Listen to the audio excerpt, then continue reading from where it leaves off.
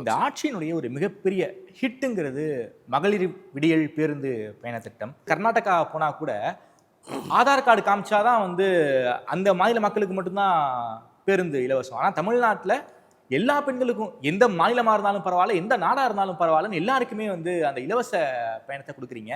அது சாமானிய பெண்கள் வாழ்க்கையில என்ன இம்பாக்டை ஏற்படுத்தி இருக்கு? இதை பத்தி பிளானிங் கமிஷன் எதுவும் உங்கள்கிட்ட பேசியிருக்காங்களா? ரிப்போர்ட் எதுவும் கொடுத்துருக்காங்களா?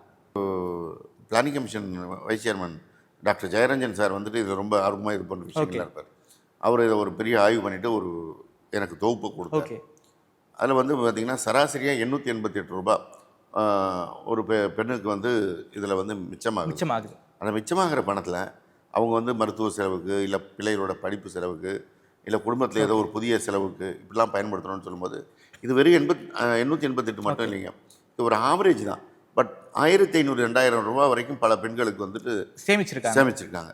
அவங்க சம்பளமே ஒரு சிறு நிறுவனங்களில் போய் 7000 8000 சம்பளம் வாங்கிட்டு இருக்கிறவங்களுக்கு இந்த 2000ங்கிறது சேமிப்புங்கிறது ஒரு மிகப்பெரிய தொகை தான். பெரிய தொகை.